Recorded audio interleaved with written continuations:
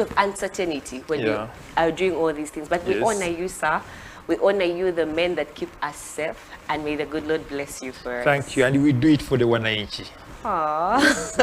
We are a bit confused about the one, that one, but yes, maybe if you add somebody like civilians, yes, because we're there. We are Uganda People's Defense Forces. We're there to protect the Ugandans. Yes.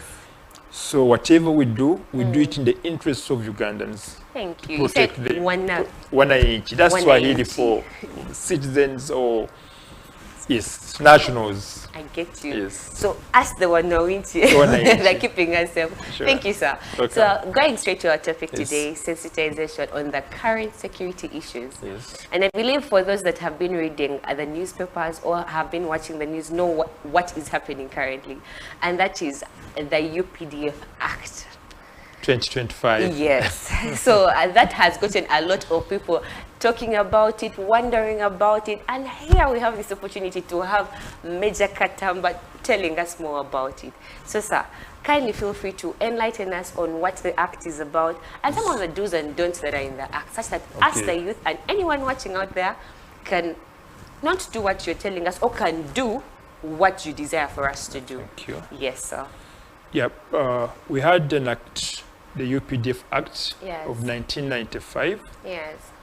Which was amended, and before this 2025 UPDF amendment bill, we had the 2005 UPDF Act.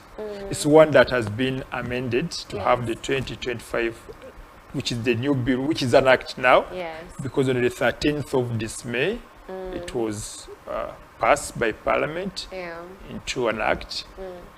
It's awaiting the to be assented by the Commander-in-Chief, the head of state. We hope he will assent to it. There was an impression, a false impression, that was created that this bill was brought as a result of the Supreme Court ruling of 31st of January this year, over a case by Honorable Michael Kavaziguruka and the Attorney General. Yes. But that is not the case. This bill, this amendment bill, was already before Parliament. Yes. It was about to be discussed. Then the judgment came out of the Supreme Court. Yes. So it was recalled to amend it so that what the Supreme Court had decided is implemented, is incorporated. That's how it became a bit popular. Otherwise, the bill had been before Parliament for some time. Yes. Now, there are so many issues in the bill. The most catchy one was the one of the military courts, the Unit Disciplinary Committee, the Division Court Martial, and the General Court Martial, and the issue of trying civilians in those courts. Exactly. That was the big issue. Yes. But the other important issues within the bill that affects us as servicemen and militants, but they've been not talked about. Yes. But we shall talk about them here. We have an opportunity to talk about them in details if time allows. Yeah. Now, why do we need to try? Under what circumstances are in the bill, in the new act now, are civilians charged before the military courts? One, we talk about when a civilian works with a militant and commits a crime. Certain crimes, not all crimes. One, they talk about murder, using arms, using a gun. Talk about rape. Talk about aggravated robbery. That's robbery using a weapon. Defilement, armed robbery. If a civilian works with a serviceman to commit any of those crimes, then a civilian will be taken to a military court like this military person. So when you commit such a crime with a military person using a gun, then you are subject to military law. So it will be taken in a military court. And people are opposed to that, and we don't know why. This is meant to protect the civilians. I mean, if you commit a crime with a soldier using a gun,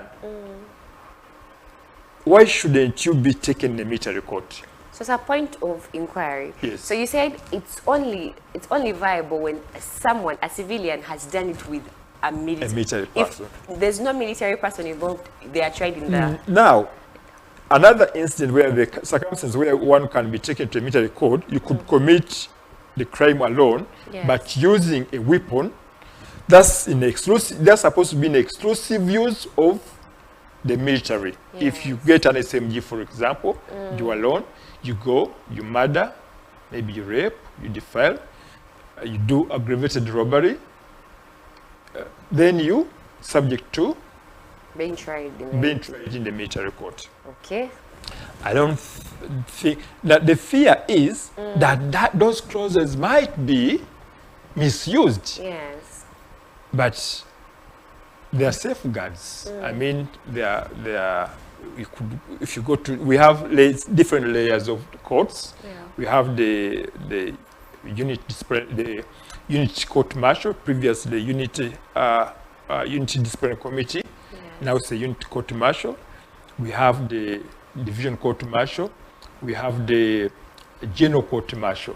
And when you're not satisfied with the ruling of the court martial, you are free to appeal to a civilian court, to a court of appeal. We didn't know about it. Yes, you are free. The act provides for appeal to a civilian court.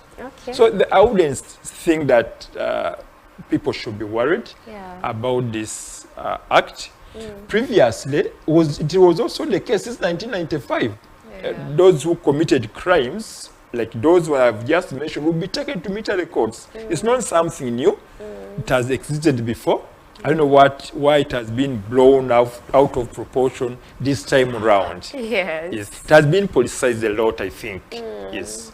I think it's also in regards to what the current situation in Uganda is because of, let's say, the voting that's taking place. The political season, people want to ride on the act and say, no. And say so many things. But anyway, because you've enlightened us, I hope everyone is taking note on this and we are taking precaution.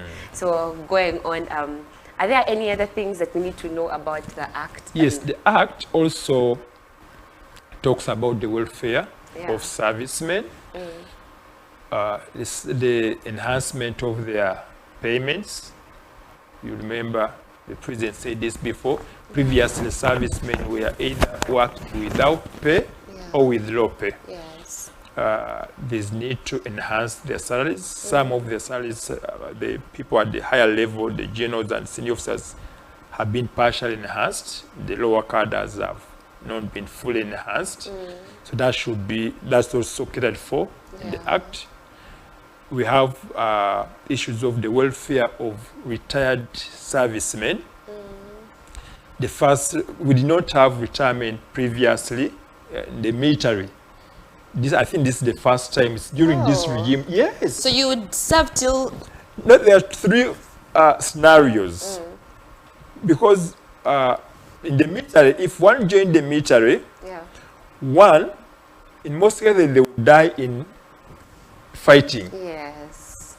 If one did not die fighting, they would run away to exile. Yes. If the government that they served was toppled, most of them would run to exile.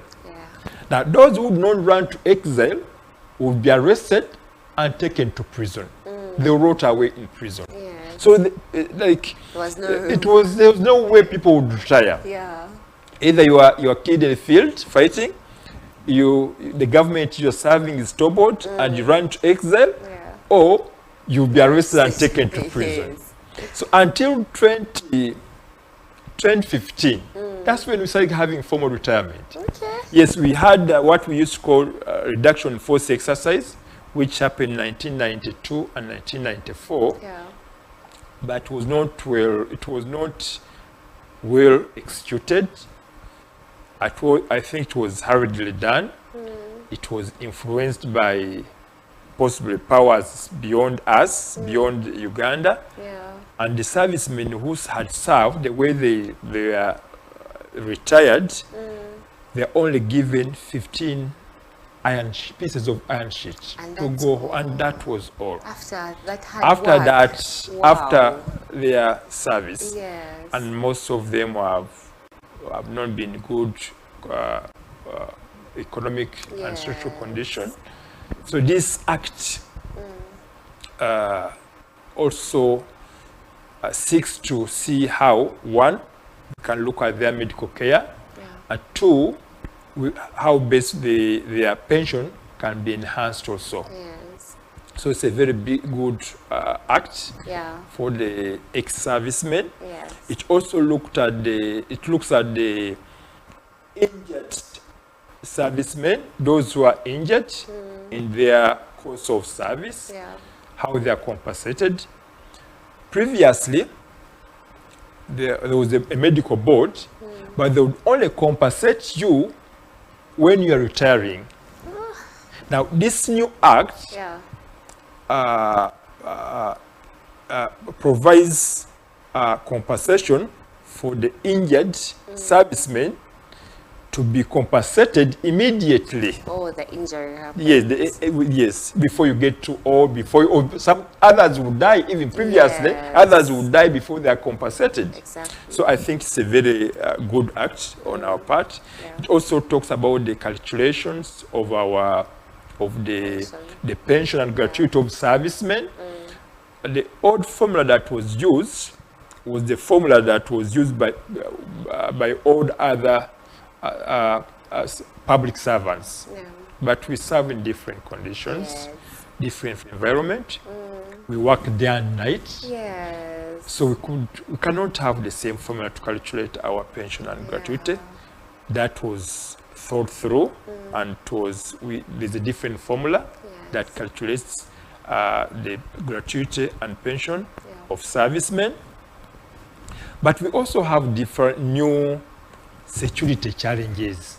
We keep changing the act, which is okay, because the law enacted to solve current challenges. So if you have an act of 1995, you have an act of 2005, now you have new security challenges that you must address. That can only be done through legal means. So they need to amend the Act, the UPDF Act, and so many other things. We have even the new establishment, the UPDF establishment of 2021, which was launched.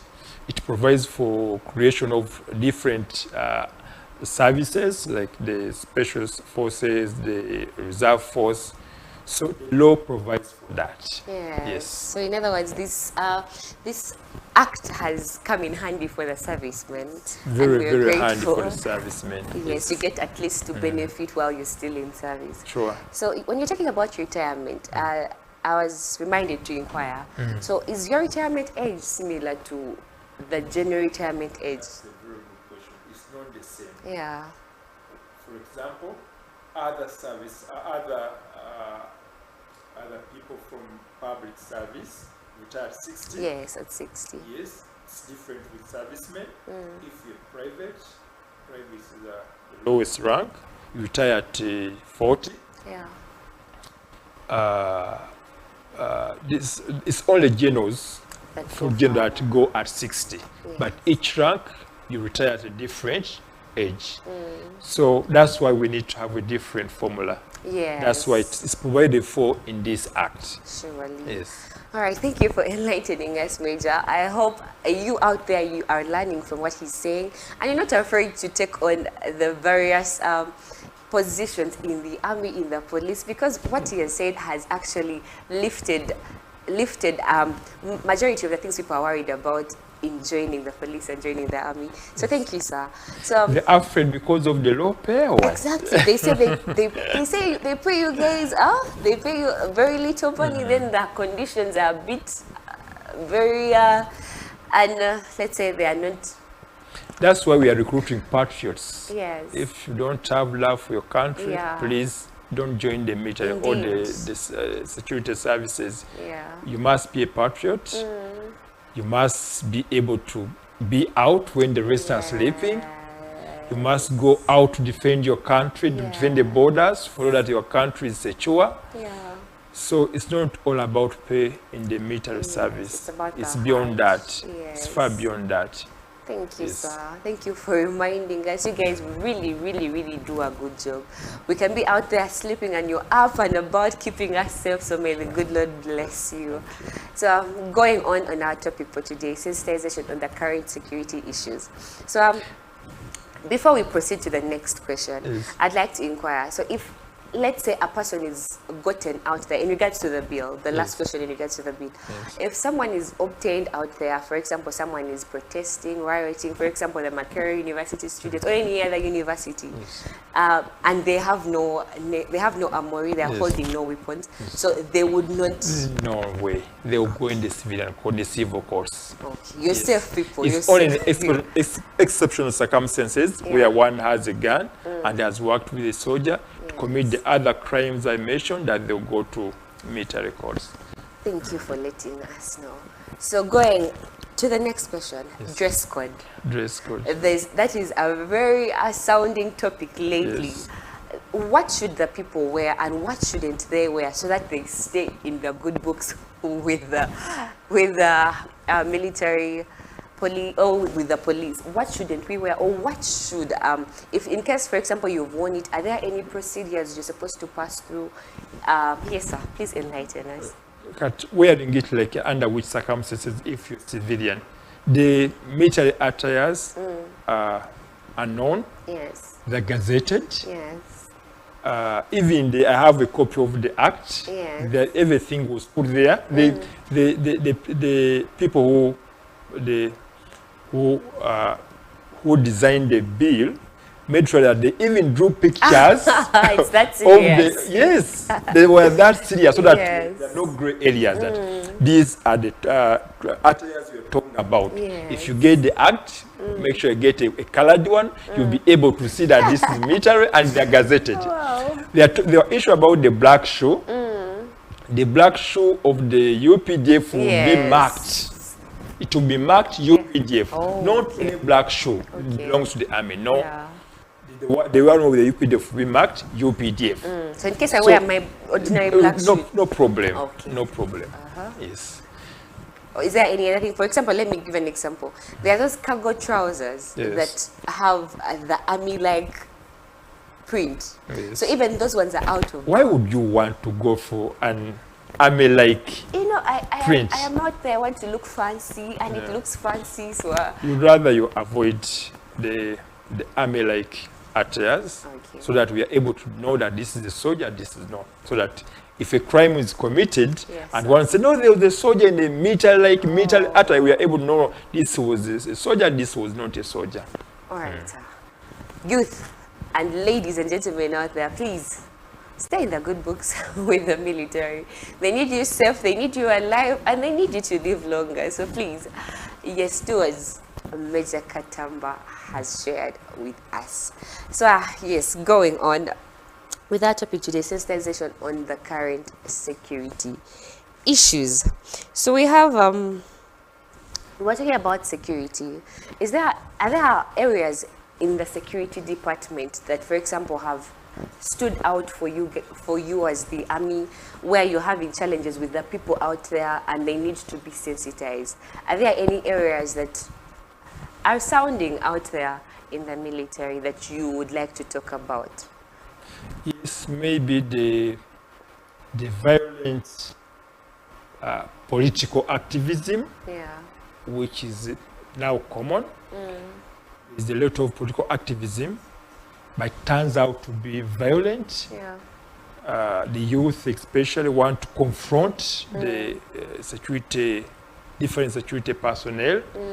Others throw stones at them. Others want to fight them physically. Yeah. I don't. That's a challenge, and I think we need to. The political actors need to rethink, because if you start militarizing, especially the youth, to serve your interests, political interests, it's not good for the youth. Yeah. It's not good for you. You may think you could serve your interests, maybe for a short time, but in the end, you will not be able to manage. So we should avoid violent political activism. We can do politics without being violent. I think that's a challenge. Yeah. The youth want to be very militaristic, and it's not a good thing. It's a challenge. Yes, sir. So I think we call upon the parents, all leaders at all levels, starting from our homes. Parents should talk about this with their parents, because it all starts at home. If you get it right at home, possibly we could get it right in the nation. Yes. Thank you, sir. So our lines are open, ladies and gentlemen. Please feel free. The numbers are on your screen. If you'd like to call in and comment and ask a question and get to hear from Major Katamba. Yes. I believe we are all excited and want to hear from him. Even though you're calling to appreciate him, we'll be very grateful. So please feel free to call on the numbers on your screen and we will hear from you. So, you briefly talked about retirement. Yes. Yeah, we had the exercise ending 2 days ago. The exercise began on the 4th of May, where we are documenting and sensitizing officers and militants who have served countries for several years and they are soon retiring. Which is very good for them and for us. But what does it mean to the youth? Yes. It means that the gaps that are going to be created Exactly. in the military. So I call upon the youth out there. If there are people exiting, that means the entry has been opened. Yes. Possibly it indicates that there will be possible recruitment. Please, the youth out there, if you know you are between 18 and 22, you get ready. Yes, sir. Hello, my dear. How are you? You could tell us your name. I'm good. How are you? You could tell us your name, where you're coming from, and what you would like to let us know. I'm Ingo Grace. Yes. Ingo Grace, Mohuve Matuga.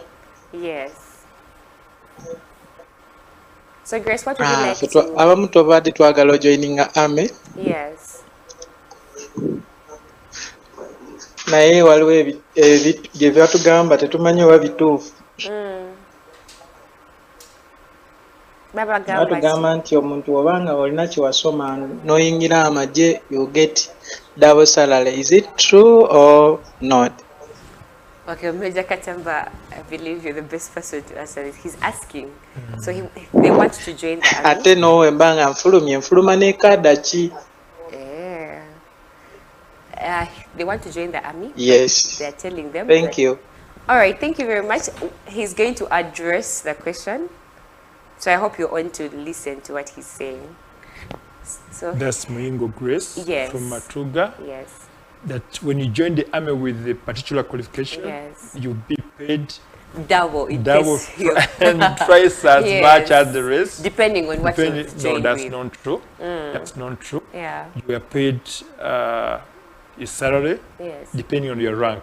Yes. If you're private, you'll be paid the salary of a private. Yes. If you are a major, you'll be paid the salary of a major. However, we have different professions like medical doctors, engineers. If you're an engineer and you serve in the engineering department, that means you get an allowance. Apart from, other than your salary, you get a particular allowance depending on the profession. Okay. Yes. Then you also ask, what do you live with when you are leaving the army? What do you live with? Because you are saying when you join, what did you come with? You live with there's you leave nothing a gun, extra. you leave a weapon behind, you leave a uniform behind, but we give you a ceremonial suit that you go with. And your gratuity, of course, and your monthly pension, like the rest of the public servants. All right, so Grace, I hope you answered, and I hope that will encourage you to join the army.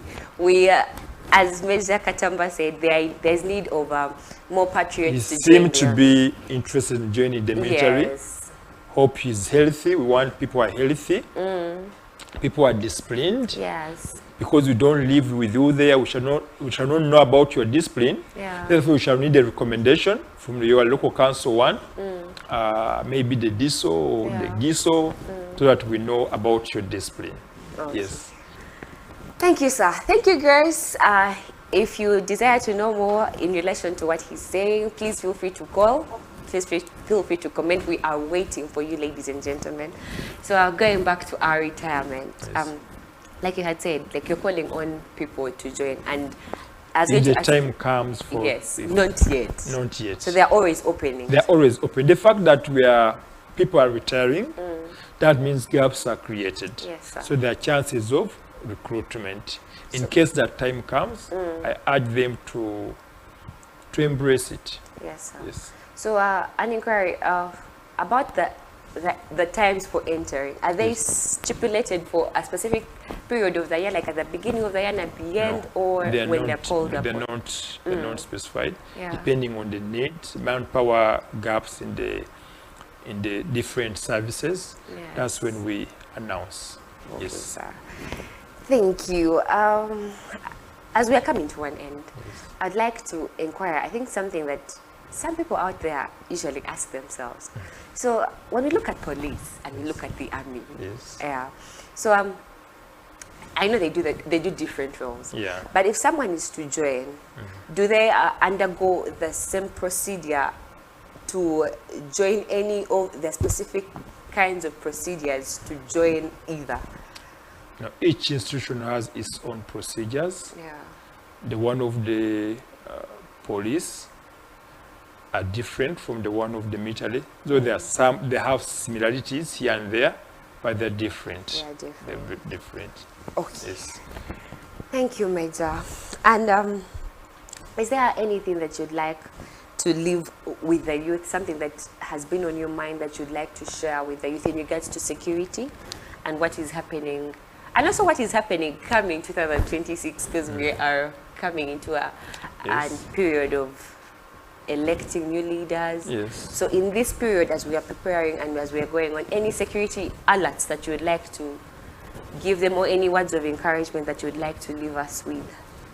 First of all, the youth, we still have a threats of terrorism still exists. Hello.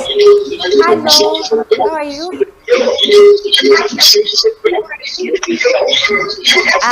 Hello, can you tell us your name, where you're from, and what you'd like to let us know? It's okay, as he's arranging himself, we can continue.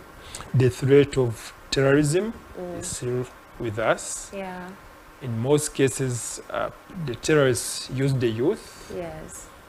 They misuse, I don't know whether it's use or misuse. They misuse the youth. Yeah. They entice them with so many promises, Yes. which they never fulfill. They only want to make sure that their goals are fulfilled, their evil goals are fulfilled. Yes. So the youth should be on the lookout for people who come to them to promise them jobs outside, the promise of scholarships. Yeah. We've rescued so many youth from DRC, but when you hear their stories, they mostly began with a promise of either a job outside or a scholarship. Yeah. So they end up in the jungles of Congo. So that threat is still there. Sometimes they tell you that don't share that information with anybody, to make sure that people don't kukubus, as they say. So if you get any such offer, please share with your parents, share with your colleagues, so that you don't fall prey to the terrorists. Yes. Okay, sir. So is there anything else? Yes, we are going to a very active political season. Yeah. The ground's already heating up slowly. Yes. Sometimes the politicians misuse the youth. They want the youth on their side because one, they make up the biggest number of the population, and two, they're very vibrant. They want to electrify their campaigns by having as many youth as they can. But please, the youth, don't be misused. Don't be very excited. You are free to have your candidate, but don't get excited. This political season will end. It shouldn't end with when you are injured, maybe in an accident, maybe in the riot, maybe. So do your campaigns, whatever you do, do it. Don't take extreme lines. Treat the middle line. Yes. Okay, ladies and gentlemen, I hope you're noting all these things from our major. He wants you to be safe. He wants you to live a long, healthy life. So as he has said, they're not refusing you from having a contestant that you're supporting, but please be mindful of your security and be mindful of your neighbor's security, as he has said. Thank you so much, Major. We have been honored to have you today. And I believe before you left for here, there are some people you told about the show. So I'd like to give you this opportunity to send greetings to anyone that you believe is watching, anyone that you believe has encouraged you to come through, and anyone that you would love to send your greetings. My greetings go to my colleagues, the one we work with at the Department of Public Information at Mbuya, Ministry of Defense and UPDF headquarters, and all my subordinates that I work with.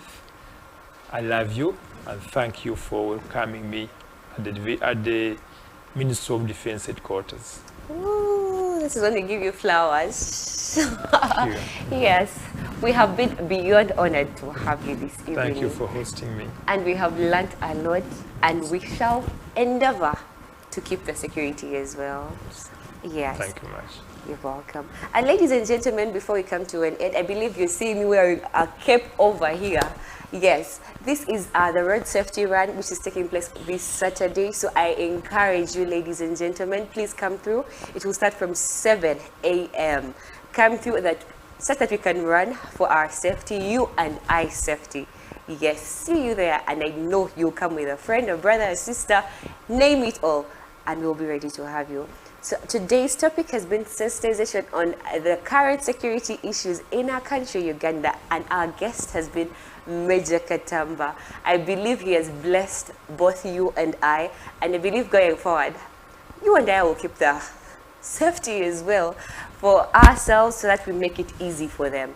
So thank you so much.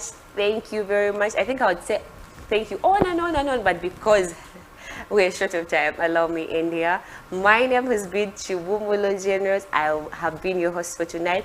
Please stay on. Do not change your screen for whatsoever. We are still going on, and we are still going to have the fun on the Youth Alive show. We love you, and good night. Bye.